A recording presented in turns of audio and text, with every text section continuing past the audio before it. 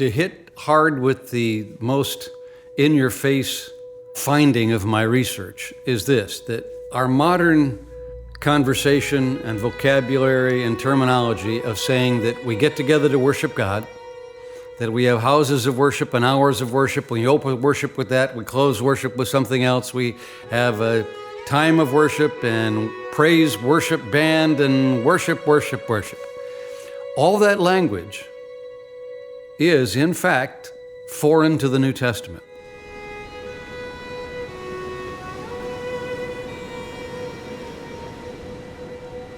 Today, we have a special guest, a guy who's basically a bomb thrower. That's how I'm going to describe you, just a bomb thrower.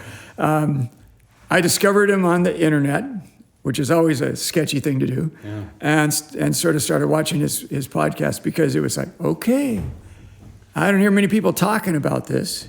His name's Tom Wadsworth, and he's from Illinois.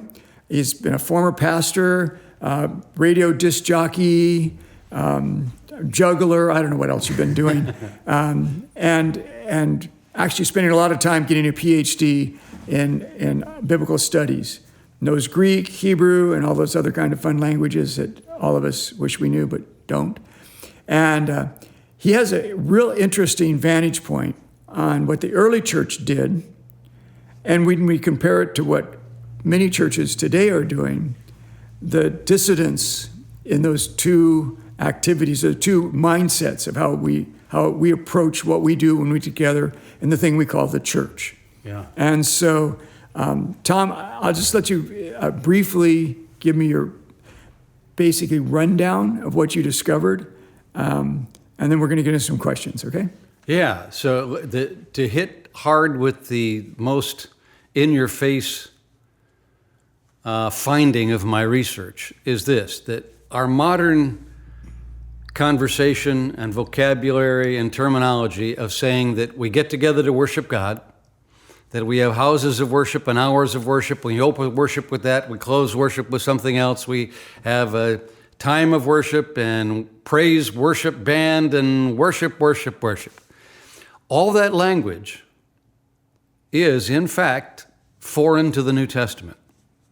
That doesn't mean all that stuff is wrong and we're going to go to hell, but that language is foreign. The New Testament Christians would never have used that kind of language to refer to what they did when they got together. And so my doctoral dissertation did a deep dive into Greek worship terminology to figure out what that stuff actually means and why they wouldn't use those terms to refer to what Christians are doing in their gathering. Rather, what they are doing, Paul explicitly states that when you come together, that's Paul's words, let all things be done for edification. Now, I find that this edification idea, this sort of horizontal encouraging and building up one another idea, is substantially different than the modern idea of getting together to do stuff for God. After all, if we're calling it a worship service, we're there for God, to do stuff for God, and so that we can close worship so we can now get on with our lives. But this whole mindset is, in fact, foreign to New Testament Christianity. So that summarizes the core, and then out of that fundamental understanding of first century assemblies, a lot of things begin to become clear and also change the way we look at what we're doing, even in terms of the Lord's Supper, preaching, elders, virtually everything we're doing starts to have a different flavor to it if we look at it from a truly first century perspective. I think one of the things that attracted me to your stuff was because before I stumbled upon you, it got me thinking when I started looking at how churches were built. Maybe not necessarily modern ones that, with a stage and lights and cameras and all that kind of stuff, but the typical church architecture that's been around for years, that is in the cathedrals and in the old churches. I started looking at that and I go, it seems like these were built to replicate the Hebrew temple. It seems like you have the place for the unwashed people, then the priest, then you have place where the sacrifices are. Then you have the Holy of Holies. And as I looked at church architecture, I wonder if they did this because people are illiterate. They were trying to teach them a lesson. I know a lot of stained glass was put in things in churches because it was in Latin, you couldn't understand it. Yeah. So you wanted to tell the story somehow or another. So you put statuary or paintings or stained glass windows up so that people at least have some sort of a biblical touchstone from what they actually can't even hear. They obviously couldn't read, and before the printing press, the Bibles were limited anyhow. And I thought, well, maybe that's where it came from. They were trying to, this is what the temple looked like, and do some sort of a mirror image with teaching about how Christ had come and was sacrificed and da-da-da-da. But the way you explained it actually makes more sense. That what they actually did, if I can get this right, is the New Testament era, as it began to be infiltrated, particularly after Constantine made Christianity fully legal and embraced it, that the mindset of these people who came from a pagan background or even came from a Jewish background were very, very comfortable with forming Christianity and the mode and the manner in which we did our services to be similar to the pagan worship that they did, or even the Hebrew worship, which has a lot more similarities to the pagan worship than we like to think. Yeah. It has priests, it has altars, it has sacrifices, it's appeasing a God. It's you're going in there to appease God and hopefully get his blessing by your sacrifice, by your offering, by your attendance, by your groveling. And all of a sudden I started going, all right, I see what happened here. And again, a lot of things can happen over 100 years. Yeah. And it just sort of gradually eroded to that way where as guys were put in church who were basically laymen, just been walking with Christ for a while, were elevated into people who had all the answers. And instead of overseeing, they became owners, And I know you've been looking at this kind of stuff for a long time. Wanted to give a quick rundown, if I'm correct on these things? Yeah, you've got the idea. Let's take this particular trail. If we are going to hire an architect to build a building for Christians to fulfill whatever it is they're supposed to be doing when they get together, what would that building look like? And right now we have the concept in our mind that, well, when we get together, we're there for the worship of God. Therefore, we hire an architect and say, well, this is going to be a worship building. And so he'll construct things with tall spires that reach up to the heavens, and maybe with stained glass and straight ordered pews, so everything is orderly and in proper direction that's pointing up to God in some way, reverently. But there's nothing in the New Testament that says that when you get together, the purpose of that is for the worship of God. Rather, what it actually explicitly says that when you get together, the purpose is to build up one another.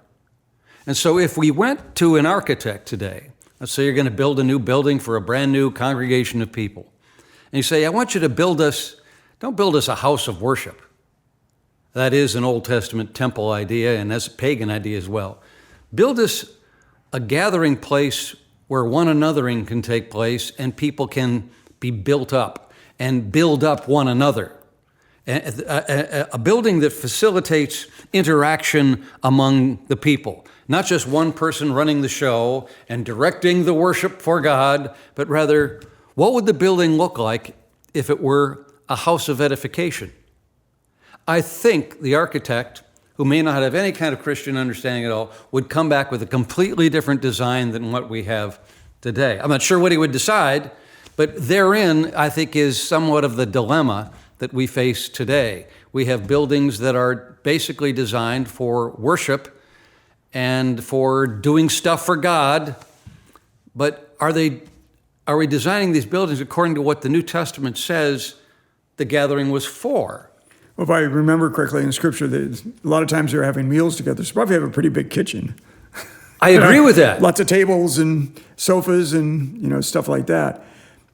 Now, it's hard for people to get their head around a lot of this kind of thing because we've been used to for eons. I mean, Luther thought he was radical, but he didn't move the ball very far. Mm-hmm. He moved it theologically pretty far, but as far as how he practiced, he kept a lot of the same thing, and then the breakoffs, the other Protestant breakoffs from Lutheranism, also kind of kept a lot of the same models.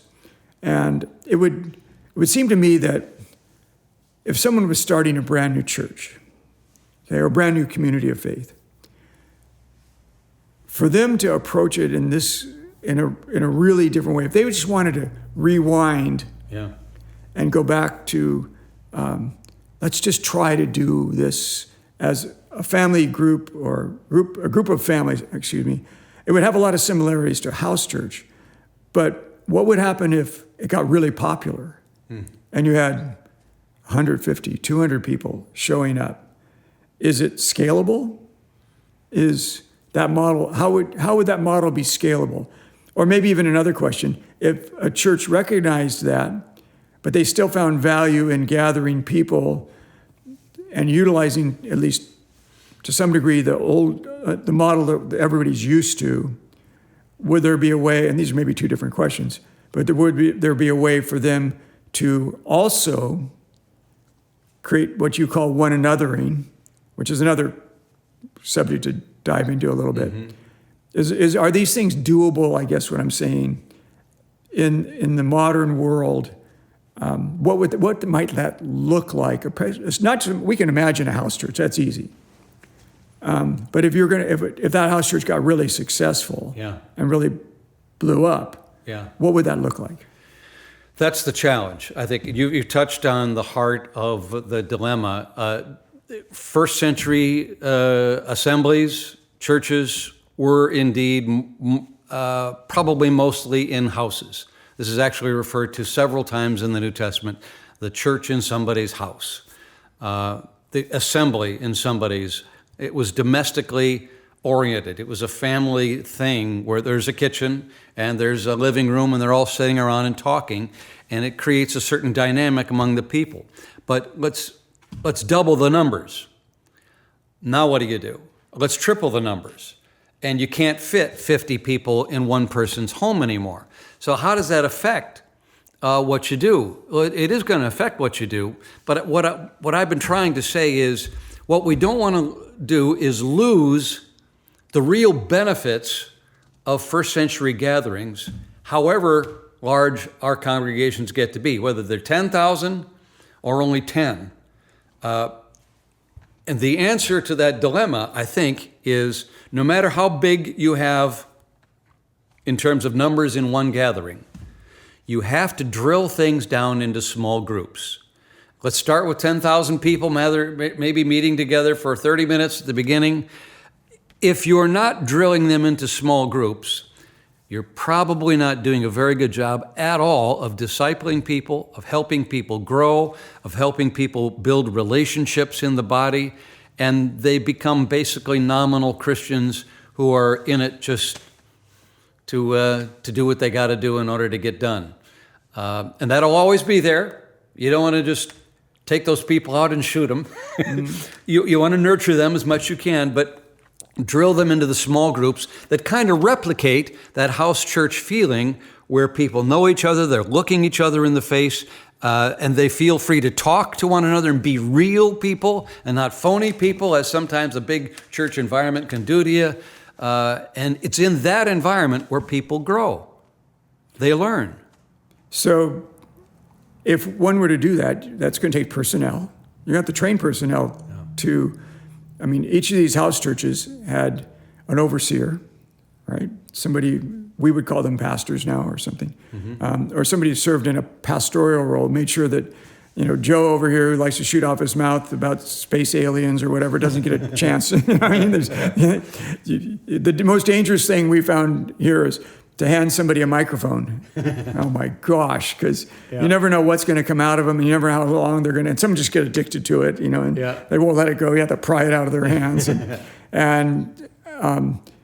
but it would take some real strategy. It takes some real energy, thinking, cohesiveness. People who were really trying to create an environment where people actually could engage and not just turn into another church service where one guy tells everybody what to think and we all go home. We all have a cookie and go home. Yeah. And we forgot what he said by the time we got there. Right. I mean, this is a really interesting and radical concept to try to retrieve what we lost. Mm-hmm. I think what's needed is training of small group leaders so that they know how to reel in Joe, who likes to talk about space aliens, how to reel and redirect the discussion relatively quickly. And I think probably in an ideal small group situation, it may be helpful just to lay down some ground rules. As Paul is basically laying down ground rules in all of his epistles, where he says, love one another, and edify one another, care for one another, support one another, comfort one another. If people understand coming into the gathering that their job is to have an attitude of love for other people and to make sure whatever comes out of your mouth, make it be something that builds up other people, not just whines and complains and goes on to your favorite pet topic. Then with those ground rules, I think it helps to direct the discussion into profitable areas. It's not as though interaction is the end-all, win-all thing that you're shooting for. It's interaction with love, interaction that helps to drive people to be better people, strengthening, edifying, and encouragement are the three key words that Paul and the other New Testament writers use to refer to what you're doing in your assembly. You're building people up, you're encouraging, you're making them stronger than they were when they got there. So that you do that every week for a month, people are going to start to change. You do that every month for a year, people are really going to change. You do that every year for a decade, people are going to come out, I think, much more mature, much more spiritual. You're going to be creating people who are able to teach and express their faith to other people so that it makes sense and is desirable. It changes a lot of things, but I don't think we know how to do that because we haven't been down that path to really pursue edification in a serious way. So a lot of people are used to the idea of trying to get your unsaved friends to come to church in order to get saved. Hopefully the pastor will say something, the lights will go on. Some churches do altar calls, but a lot of the idea is, we just try to get them to church. I've always myself sort of rebelled at that idea. I've always thought the church was for the Christian community, not necessarily for the unsaved. They're certainly welcomed. Seekers are certainly welcomed, but and the bar needs to be low enough so you can get in without having to understand all the jargon and. We need to not dumb down our language, but restate our language so we present God's big ideas in ways that you can really understand. But I would imagine in those house churches, evangelism might take place too. What happens if somebody, your next door neighbor goes, you got all these people meeting in your house, or if you're creating a church environment where there's food and you invite somebody in to come, how do you perceive evangelism happening in that? Would it be by happy accident, or should that be done around the coffee table at home, and when you become a Christian, then you invite them into the community? I think it's the happy accident. 1 Corinthians 14 actually talks about this kind of situation, where Paul says, if an outsider comes into your assembly, it's around verse 23 or something, and he sees all you people speaking in tongues, and he's going to say you're all crazy, and out he goes. But if you're doing something that means something, and it's obvious to the outsider that God is really with these people, that his reaction, this outsider's reaction, is going to be that he falls down on his face and he prostrates to God, declaring that God is truly among you. I don't get the impression from 1 Corinthians 11 that that's the purpose of why you're all there. The purpose of why you're all there is, in fact, to build up one another. And Paul states that 7 times explicitly in that very same chapter. I had the same dilemma when I was in my full-time preaching years. I was in a church that felt like you needed to have an invitation at the end of your sermon. You know what I'm talking about, right? There needed to be this altar call where you're trying to get people to become Christians. And there were some folks in the congregation that would get very upset if I did not do that. They felt like I was being unfaithful or I wasn't being a true preacher or something. But the Christian assembly in the New Testament is an assembly for Christians. Yeah. Duh. I mean, well, yeah. This is the one time during the week when the Christians who have been in the world struggling with their lives, meeting other people at their jobs, in their homes, with their families, they're one time to get together to work on one another so that we're better next week. It's a shame when we say, okay, you may need all this stuff, but we're going to be focusing on those 2 people in the back pew who aren't Christians right now. Well, I don't think that's the design I see from Paul as to what we ought to be doing. If they respond, those 2 people in the back pew, wonderful, absolutely. But let's show them what real Christianity is about in our gatherings, in the way we deal with one another. They can see that we're actually sincere about our faith, that we know something about compassion and patience and listening to one another and agreeing to disagree sometimes. And this is a skill that is lost in America, it seems like now today. This polarized America, they're just always fighting. Christians ought to be, I think, experts at disagreeing agreeably. And you touched on something just kind of passed by just by one of your comments just now that I've been thinking about for quite a while.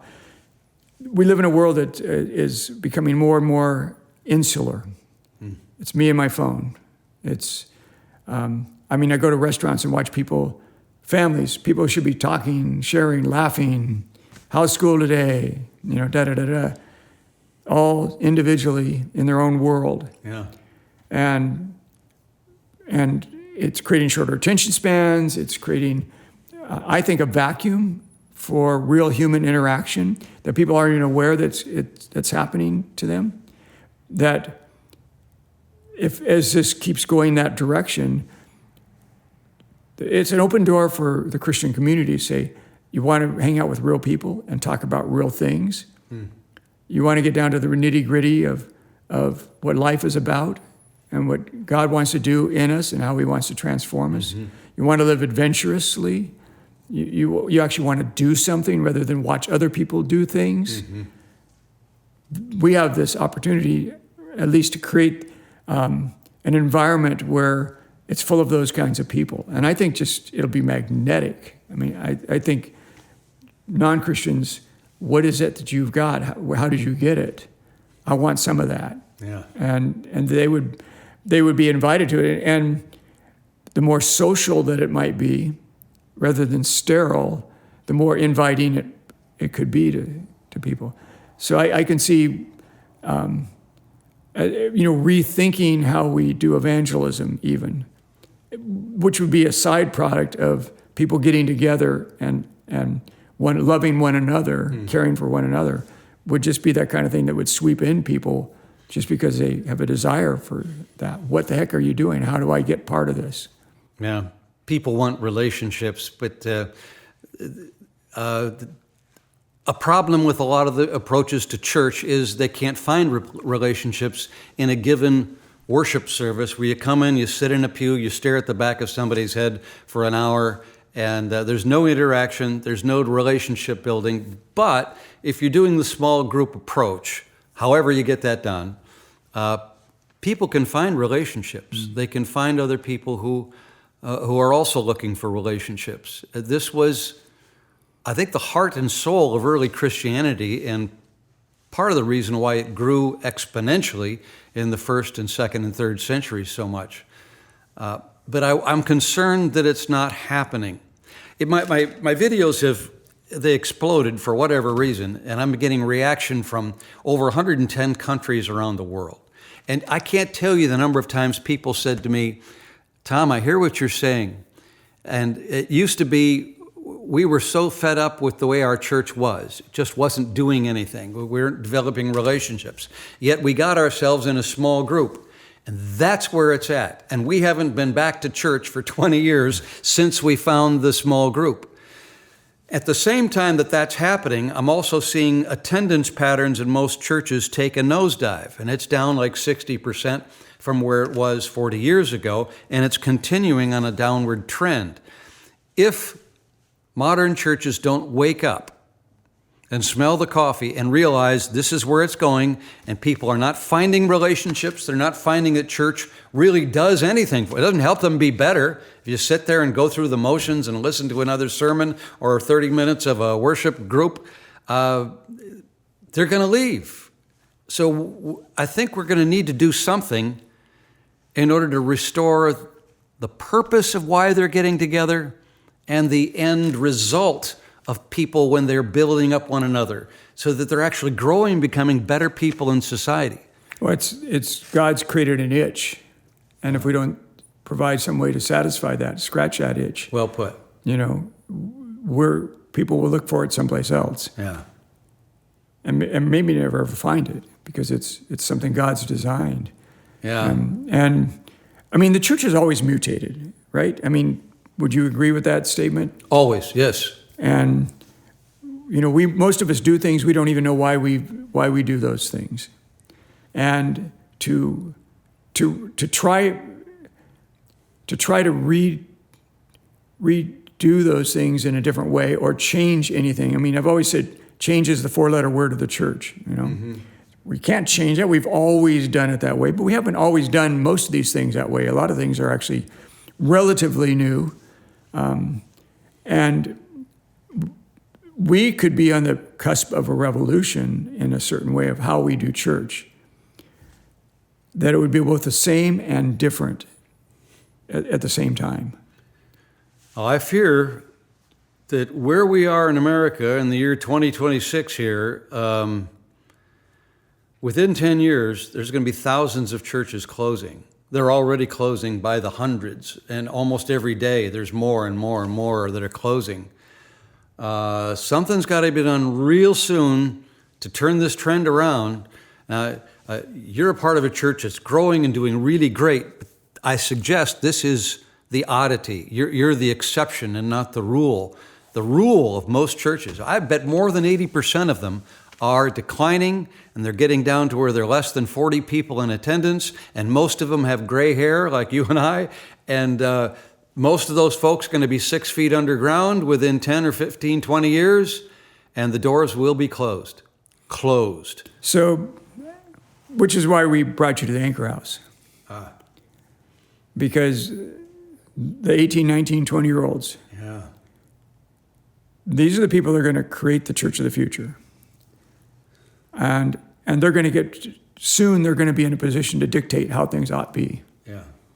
To bring in new ideas, I was part of the Jesus movement thing, and I got to tell you, the church that I went to when I first became a Christian is nothing like the church that we're doing right now here at KCF.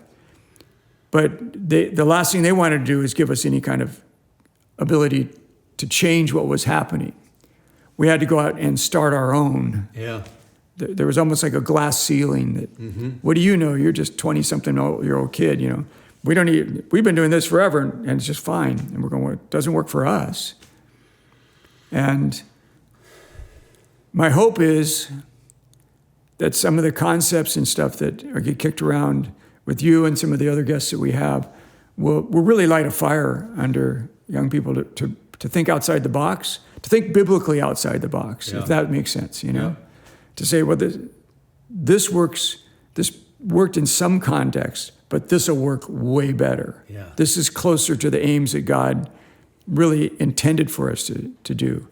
And maybe some of those things need to, get wrapped up and put away, and other things need to come in and replace them, which I fear is going to be a push uphill. Exactly. And what I also fear for the kids is they're going to come out of here on fire, which you often see in church camp. Kids who are in high school, kids going through camp, they go through a week or two, and they are on fire coming out of there. And they go back into their congregation, and there's no place for them to plug in. And the pastor or whoever won't let them lead this or do that or say anything, and it just gets shut down immediately. Just like you, when you're the long-haired Jesus people back in the 60s and 70s, you got shut down in the standard churches. But I think there's enough closing of churches happening. There should be more and more pastors who are alarmed at what the inevitability is going to bring to them here within 10 years, that they realize they need to do something. So listening to these kids who are on fire, who are very intelligent, and certainly much more in tune with modern culture than you and I will ever be. I can barely work my phone, bro. I get it. But we got to listen to the kids. If you get them armed with some good biblical stuff, let them run with it. I know you let them do that here at Anchor House. It's outstanding. Well, again, I thank you for your input. And how do people find you if they want to hear more of your heresy? I mean, your teaching. Go to heresy.com. No, go to tomwadsworth.com. I've got a lot of my videos and articles and stuff that I've got in print that's available there. My full dissertation, my doctoral dissertation, which went a deep dive into this topic, is available for free online. That's a good place to go, tomwadsworth.com, or go to my YouTube channel at Tom Wadsworth, and then you'll find about 60-some videos that all deal with this topic. Good. And I appreciate you, by the way. You're not throwing churches under the bus, going, oh, everything you're doing is wrong, you're a bunch of heretics, da-da-da. Instead, you're kind of going, hey, this is an area we've neglected. And we need to start thinking cleverly about how we can do that, looking back at what the founders did, and saying, how do we integrate this into the world that we're doing with the believers that God's put us into our lap. And I really appreciate that. And I thank you for your time and doing all that stuff. Yeah, thank you, Rick. It's been a real pleasure to be here at Anchor House, for sure.